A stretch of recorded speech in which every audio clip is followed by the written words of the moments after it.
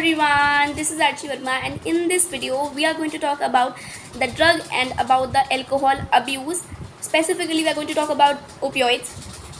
But before starting the video, you can join my Telegram channel to solve your doubts completely for free. So let's start with the video. तो जैसे हम लोगों को topic दिख ही रहा है, drug and alcohol abuse. तो पहले जानना शुरू करते हैं ड्रग्स होते क्या हैं, एल्कोहल होता क्या है। सबसे पहले शुरू करते हैं एल्कोहल से ही। एल्कोहल का पहली बात तो केमिकल फार्मूला होता है C2H5OH। ठीक है, अब ये जो C2H5OH है, इसको हम सिंपल भाषा में हम बोलना शुरू करते हैं इथेनॉल। इसको क्या बोलते हैं? इसको बोलते हैं इथेनॉल। ये तो सब लोग जानते हैं। अब बेसिकली होता क्या है, जब ये एल्कोहल का फॉर्मेशन करना होता है तो ये यीस्ट से होता है। एल्कोहल जो बनती है वो यीस्ट से बनती है। मतलब आप यीस्ट के अंदर जब फर्मेंटेशन करने लगते हो, जब उसके अंदर एनारोबिक रेस्पिरेशन करने लगते हो, तब आपका जो एल्कोहल है वो बनना शुरू होती है। ठीक है, अब बाकी की जो डिटेल्स होती हैं, एनारोबिक रेस्पिरेशन होता क्या है, आप सिर्फ और सिर्फ इतना समझो कि एनारोबिक रेस्पिरेशन जो होता है उसमें आप ऑक्सीजन का यूज़ नहीं करते हो और रेस्पिरेशन करने की कोशिश करते हो। ठीक है, तो इस वजह से जो आपका जो पायरुविक एसिड है वो अपने आप को एल्कोहल में कन्वर्ट कर लेता है। ओके, और साथ साथ में CO2 रिलीज़ होती है। अब ये सब चीज़ों के बाद में हम बात करना शुरू करते हैं ड्रग्स के बारे में। एग्जैक्टली ड्रग्स होते क्या हैं। ठीक है, तो जब आप बात करोगे ड्रग्स के बारे में, ड्रग्स एग्जैक्टली होते क्या हैं, तो ड्रग्स ऐसे कुछ केमिकल कंपाउंड्स होते हैं। ड्रग्स ऐसे कुछ केमिकल कंपाउंड्स होते हैं जो हमारे प्लांट रिलीज़ कर रहे होते हैं। मेनली हम फ्लावरिंग प्लांट्स का नाम लेते हैं, यानी कि जो हमारे एंजियोस्पर्म है, जो हमारे एंजियोस्पर्म होते हैं ना, वो रिलीज़ कर रहे होते हैं इनको। और दूसरी तरफ जो फंजाई है, ठीक है, सर्टेन ग्रुप्स ऑफ फंजाई भी रिलीज़ कर रही होती है ड्रग्स को। अब ड्रग्स एग्जैक्टली होते क्या है? ड्रग्स ऐसे केमिकल कंपाउंड्स होते हैं जो प्लांट्स और फंजाई रिलीज़ कर रही होती है, और ये सेकेंडरी मेटाबोलाइट्स की कैटेगरी में आते हैं। अगर हम स्पेसिफिकली बात करें अबाउट द प्लांट्स, तो प्लांट्स के अंदर ऐसे कुछ केमिकल्स रिलीज़ होते हैं जो कि या तो उसकी खुद की लाइफ के लिए बहुत ज़्यादा इंपॉर्टेंट है, जो उसके खुद के मेटाबॉलिज्म के लिए बहुत ज़्यादा इंपॉर्टेंट है, जैसे कि अमाइनो एसिड, जैसे कि कार्बोहाइड्रेट। ठीक है, इस तरीके से अलग अलग कंपाउंड्स होते हैं जो उसकी खुद की हेल्थ के लिए या फिर उसकी खुद की लाइफ के लिए बहुत ज़्यादा इंपॉर्टेंट है। उनको बोलते हैं प्राइमरी मेटाबोलाइट्स। लेकिन कुछ ऐसे मेटाबोलाइट्स भी होते हैं जो कि प्लांट की लाइफ में या फिर उसके मेटाबॉलिज्म में डायरेक्टली पार्टिसिपेट नहीं करते, लेकिन प्लांट की लाइफ को इन्हांस करने में मदद करते हैं। जैसे कि drugs, certain amount of drugs, caffeine हो गया, निकोटीन हो गया, है ना, और ओपियोइड्स हो गए। इस तरीके से कुछ सर्टेन अमाउंट ऑफ ड्रग्स होते हैं। जैसे कि हम पढ़ते हैं इकोलॉजी के अंदर भी कार्डियक ग्लाइकोसाइड्स, है ना, हम पढ़ते हैं ना, कैलोट्रोपिस रिलीज़ करता है कार्डियक ग्लाइकोसाइड्स। तो एग्जैक्टली होते क्या हैं ऐसे ड्रग्स या फिर ऐसे केमिकल्स जो कि अगर हर्बीवोर खाएगा तो उसके अंदर सर्टेन अमाउंट ऑफ या फिर सर्टेन इफेक्ट्स क्रिएट होंगे, और उस वजह से जो प्लांट है वो अपने आप को प्रोटेक्ट कर सकता है। हो सकता है उसकी डेथ हो जाए, यानी कि प्लांट ऐसे केमिकल्स रिलीज़ करता है जिस वजह से जो हर्बीवोर उसको खाने आ रहा है या तो उसकी डेथ हो जाए या फिर उस हर्बीवोर का गट खराब हो जाए, है ना, इस तरीके से, ताकि जो हर्बीवोर उसको खाने आ रहा है वो उसे खाए ना। ठीक है, उसको समझ में आ जाए कि ये जो प्लांट है हार्मफुल है, तो वो खाए नहीं। बेसिकली अपने प्रोटेक्शन के लिए सेकेंडरी मेटाबोलाइज जो ड्रग होता है, यानी कि जो ड्रग्स हैं या फिर ये जो केमिकल्स हैं वो हमारा प्लांट रिलीज़ कर रहा होता है। मेनली एंजियोस्पर्म्स के बारे में बात कर रहे हैं हम। ओके, अब ये केमिकल्स, ये जो certain amount of secondary metabolites थे जो प्लांट रिलीज़ कर रहा था, वो ड्रग्स कैसे बनते हैं? अब इन्हीं केमिकल्स को, बिकॉज ये सर्टेन जगहों पर जाकर के हमारे इफेक्ट्स क्रिएट कर रहे हैं, है ना, हमारी यूफोरिया की फीलिंग लेके आ रहे हैं या फिर कुछ सेडेटिव की तरह काम कर रहे हैं, हमारी बॉडी का फंक्शन जो है वो स्लो डाउन कर रहे हैं। इस वजह से इनको हमने जो है अब्यूज़ करना शुरू कर दिया। अब्यूज़ करना बोल सकते हो या फिर बोल सकते हो आप यूज़ करना शुरू कर दिया। और यूज़ ऐसा नहीं है कि अच्छे अमाउंट में, अच्छी तरीके से हम यूज़ कर रहे हैं, जैसे रीज़न है उसका हम अच्छी तरीके से यूज़ कर रहे हैं। ड्रग्स का हम लोग गंदे तरीके से इफेक्ट यूज़ कर रहे हैं ना, कुछ हम अच्छे तरीके से भी यूज़ कर रहे होते हैं, जैसे कि मॉर्फिन हो गया, ठीक है, कोडीन हो गया, जो कफ सिरप्स होते हैं उसमें कोडीन डलता है। तो इस तरीके से हम अच्छे तरीके से यूज़ कर रहे हैं, लेकिन हम जब गंदे तरीके से इसका यूज़ करने लगे उसको बोलने लगते हैं हम ड्रग अब्यूज़। ठीक है, और जनरली आप जब देखोगे ना, ये ड्रग्स का जो अब्यूज़ हो रहा है या फिर जो ये ड्रग्स का गलत तरीके से यूज़ हो रहा है, वो आजकल की यूथ में देखने को मिल रहा है। ठीक है, आजकल की जो यूथ है वो ये ड्रग्स का मेनली अब्यूज़ कर रही है, वो ये ड्रग्स को गलत तरीके से यूज़ कर रही है। ठीक है, वो इसको गलत तरीके से यूज़ कर रही है। अब बात करना शुरू करते हैं कि ये जो यूथ है, ठीक है, ये इसको यूज़ क्यों कर रही है। बेसिकली उसके बहुत सारे अलग अलग रीजंस हो सकते हैं। हो सकता है कि पीयर प्रेशर हो, यानी कि आपस में ही प्रेशराइज ये लोग कर रहे हो कि एक दूसरे को कि यार पी ले, कुछ नहीं होता है, समथिंग लाइक दैट। चाहे वो एल्कोहल हो, चाहे वो ड्रग हो, कुछ भी हो सकता है। या फिर हो सकता है कि किसी की जो अकेडमिक सिचुएशन है वो गड़बड़ हो रही हो, किसी को कुछ प्रॉब्लम हो रही हो लाइफ के अंदर, है ना, किसी के कोई फ्रेंड नहीं बन रहा है, या कुछ भी सिचुएशन हो सकती है। अब इसको ठीक कैसे कर सकते हैं, अब मैं थोड़ा सा बस बेसिक बता रही हूँ इसके बारे में। ठीक है, तो उसको हम ठीक कैसे कर सकते हैं? इसको हम बेसिकली जो पेरेंट्स हैं या फिर जो टीचर्स हैं या जो फ्रेंड्स हैं, वो अपने जो फ्रेंड्स हैं या फिर जो अपने बच्चे हैं या जो भी चीज़ हैं, उनके आसपास ध्यान रखें कि अगर उनमें से हमें देखने को मिलता है कि कोई ड्रग यूज़ कर रहा है या कोई भी एल्कोहल अब्यूज़ कर रहा है, तो हम उसको सही जगह पे गाइड कर सकें। मेनली यूथ में देखने को मिल रहा है, तो मेन रिस्पॉन्सिबिलिटी टीचर्स की एंड पेरेंट्स की बैठती है। ओके, कि हम लोग जो यूथ है आजकल की, उसको एकदम सही तरीके से गाइड कर सकें। ओके, अब ये एग्जैक्टली करना शुरू क्यों करते हैं यूथ? ऐसा नहीं है, देखो कई बार होता है कि हम लोगों को पता ही नहीं होता है, हम ऐसी बहुत चीज़ें कर जाते हैं जो हमें पता ही नहीं होती हैं। तो हो सकता है कभी बार कि लोगों को पता ही नहीं, उसके बारे में प्रॉपर एजुकेशन ही नहीं हो, ठीक है। और कई बार होता है कि ये सारी चीज़ें हमें पता होती हैं लेकिन फिर भी हम लोग कर रहे होते हैं, तो अलग अलग रीजंस हो सकते हैं, ठीक है। लेकिन प्रॉपर एजुकेशन और फैमिली का प्रॉपर केयर ना मिलना इसका बहुत बड़ा रीज़न हो सकता है, और इस वजह से बहुत लोगों की हेल्थ ख़राब होती है। बहुत सारी जो यूथ है इवन, या फिर जो लोग भी नॉर्मली भी एल्कोहल कंजम्पशन कर रहे हैं या फिर ड्रग कंजम्पशन कर रहे हैं, जो भी चीज़ है, हेल्थ आपकी ख़राब होगी। आप बहुत सारी चीज़ें ऐसे भी कर जाओगे इस अब्यूज़ के चक्कर में, जो कि एथिकली ठीक नहीं है, मॉरली ठीक नहीं है, सोसाइटी के लिए ठीक नहीं है, ठीक। अब एग्जैक्टली एनसीईआरटी में देखते हैं कि एनसीईआरटी में क्या बोला हुआ है। सेम चीज़ें एनसीईआरटी में भी बोली हुई हैं, ठीक है। तो ये रही एनसीईआरटी, अब देखना शुरू करते हैं। तो certain amount of surveys and statistics देखी गई हैं, और देखने को मिलता है कि जो ये ड्रग्स और एल्कोहल का अब्यूज़ है, ये मेनली जो स्पेशली अमंग द यूथ बहुत ज़्यादा कॉमन है। उसके साथ ही साथ में यहाँ दे रखा है ये कॉज ऑफ कंसर्न है, क्योंकि इसके अंदर इसके रिज़ल्ट के तौर पे बहुत सारे हार्मफुल इफेक्ट्स हमें देखने को मिलते हैं। ओके, उसके साथ ही साथ में यहाँ दिया हुआ है कि प्रॉपर एजुकेशन और गाइडेंस इन सारी चीज़ों को होने से बचा सकती है। ओके, उसी के साथ साथ में और भी थोड़ी सी चीज़ लिखी हुई है कि ये जो ड्रग्स हैं ये अलग अलग कैटेगरी में डिवाइडेड हैं: ओपियोइड्स, कैनाबिनॉइड्स, कोका एल्कलॉइड्स।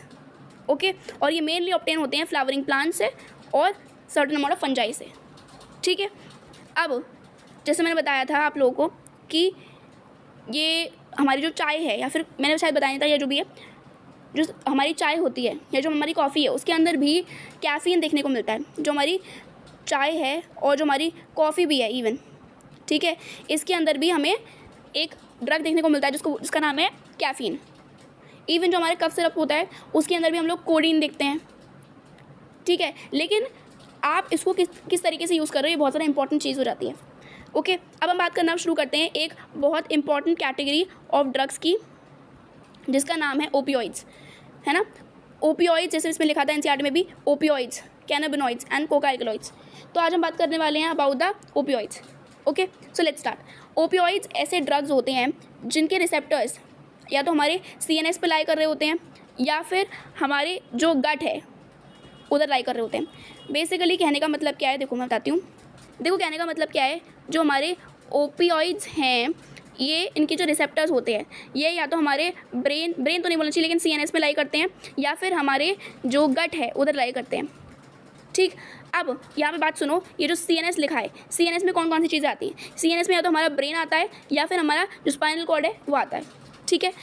अब बात करते हैं इनके रिसेप्टर्स एग्जैक्टली यहाँ पे पहुँचे कैसे। जैसे मैंने बताया, नॉर्मली अगर मैं इसको इंटेक नहीं कर रही हूँ, जैसे मैं ओपियोइड से इंटेक नहीं कर रही हूँ ना अपनी लाइफ के अंदर, और अगर मान लेते हैं कोई जैसे न्यूबॉर्न बेबी है, वो भी अपने अंदर ओपियोइड्स का इंटेक नहीं कर रहा है, और जो इंसान इंटेक कर रहा है, हम सबके अंदर रिसेप्टर्स देखने को मिलते हैं। लेकिन ऐसा कैसे कि हम लोग इंटेक कर नहीं रहे हैं, ये बना प्लांट रहा है लेकिन हमारे अंदर रिसेप्टर्स हैं। एग्जैक्टली देखो होता क्या है, होता ये है कि जो हमारी बॉडी है, हमारी नॉर्मल बॉडी के अंदर हमारे अंदर एक केमिकल होता है जिसको बोलते हैं एंडोर्फिन्स, ठीक है। हमारे अंदर एक केमिकल होता है जिसको बोलते हैं एंडोर्फिन। अब ये एंडोर्फिन नाम का केमिकल के रिसेप्टर्स होते हैं हमारी बॉडी में, और ये ऐसा नहीं कि कोई मतलब ऐसा केमिकल है जो कि ड्रग जैसा एक खतरनाक इफेक्ट हमारी बॉडी में क्रिएट करता है। एंडोर्फिन्स और अलग अलग तरीके की केमिकल्स होते हैं, या फिर अलग अलग तरीके के हार्मोन्स होते हैं, अलग अलग तरीके के न्यूरोट्रांसमीटर्स होते हैं, जो रिलीज़ तब होते हैं जब हमें कुछ अच्छी फीलिंग करनी होती है, फिर हमें अच्छा फील कराना होता है। ये feel good kind of hormones हैं, या फिर feel good kind of neurotransmitters हैं, जो हमें अच्छा फील कराते हैं हमारे खुद के बारे में, या फिर हमें अच्छी फीलिंग देते हैं। डोपामीन, सेरोटोनिन, एंडोर्फिन्स, इस तरीके से बहुत सारे अलग अलग तरीके के केमिकल्स होते हैं। अब इनके रिसेप्टर्स हमारी बॉडी में डेफिनेटली हैं।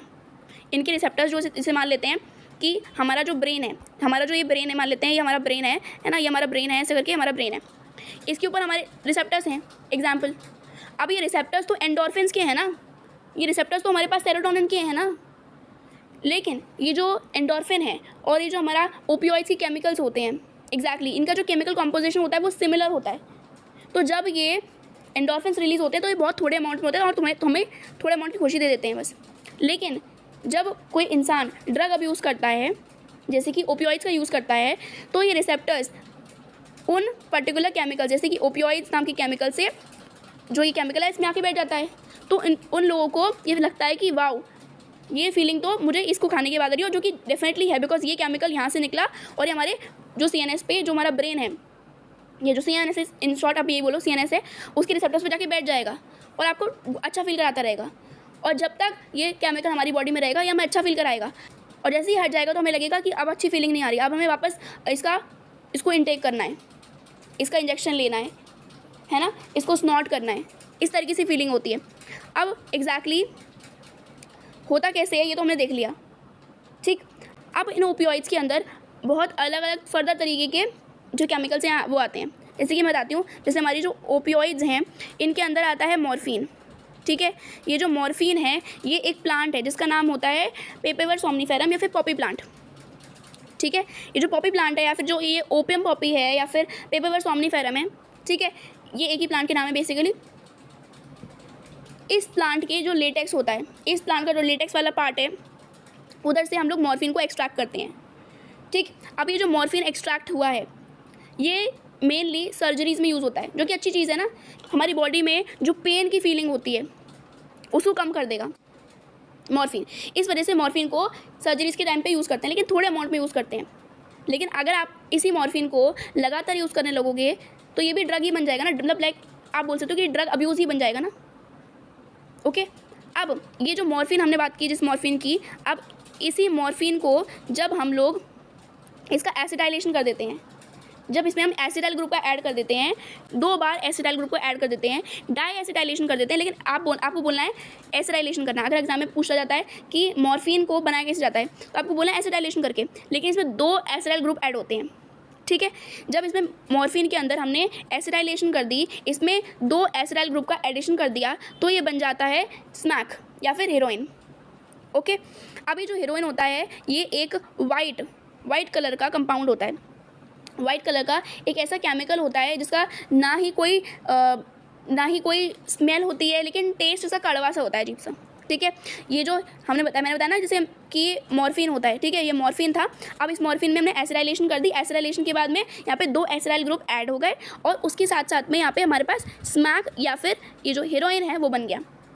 इस स्मैक का कोई स्मेल तो होता नहीं है, लेकिन इसका टेस्ट होता है वो भी कड़वा, बिटर टेस्ट होता है, ठीक। अब उसके साथ साथ में ये जो हमारे पास स्मैक है ये वाइट कलर का कंपाउंड होता है, ठीक है। अब इसका इंटेक कैसे किया जाता है? इसका इंटेक होता ऐसे है, या तो आप स्नॉटिंग के थ्रू करो, ठीक है, या तो आप स्नॉटिंग के थ्रू करो, या फिर आप इंजेक्शन में भर के इसको अपने अंदर इंजेक्ट करो। और वही सेम सिचुएशन आती है जैसे कि अगर इंट्रावेनस ड्रग अब्यूज़र्स हैं तो उनको HIV हो सकता है, ठीक है। अब एक बार NCERT देख लेते हैं, NCERT में क्या क्या लिखा है, ओके। सो NCERT में लिखा है, ये NCERT ओपियोइड्स के लिए NCERT में लिखा है opioids are the drugs which bind to specific opioid receptors present in the central nervous system and gastrointestinal tract। तो gastrointestinal tract जो हमारा है, यानी कि हमारे जो गट है, जो हमारा गट है उसके बारे में बात हो रही है, ओके। उसके साथ ही साथ में यहाँ लिखा हुआ है heroin commonly called smack is chemically diacetyl morphine which is a white odorless bitter crystalline compound. This is obtained by acetylation of morphine which is extracted from the latex of poppy plant Papaver somniferum, generally taken by snorting and injection। And then यहाँ पे लिखा है heroin के बारे में, heroin is depressant and slows down body functions.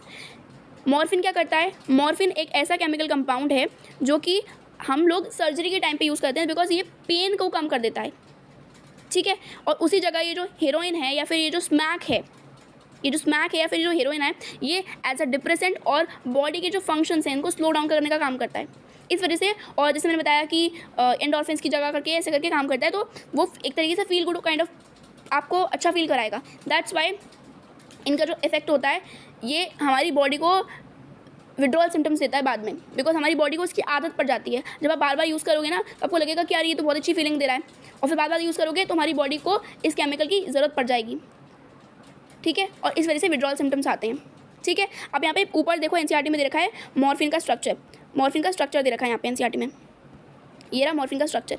इसी पे जब आप एसिटाइल ग्रुप ऐड कर दोगे, 2 बार एसिटाइल ग्रुप ऐड कर दोगे, यानी कि एसिटाइलेशन कर दोगे बेसिकली, तब आपका ही स्मैक बन जाएगा। ये मॉर्फिन का स्ट्रक्चर है। और जिस प्लांट से इसको एक्सट्रैक्ट करते हैं वो भी दे रखा है यहाँ पे एनसीईआरटी के अंदर। इसको बोलते हैं ओपियम पॉपी। इसको क्या बोलते हैं? इसको बोलते हैं ओपियम पॉपी, या फिर आप बोल सकते हो पेपेवर सोमनीफेरम। इसको बोल सकते हो आप पेपेवर सोमनीफेरम, ये लिखा है, याद दिखाती हूँ मैम, ये लिखा है एनसीईआरटी के अंदर पेपेवर somniferum. Okay, so this was all about this video. Thank you.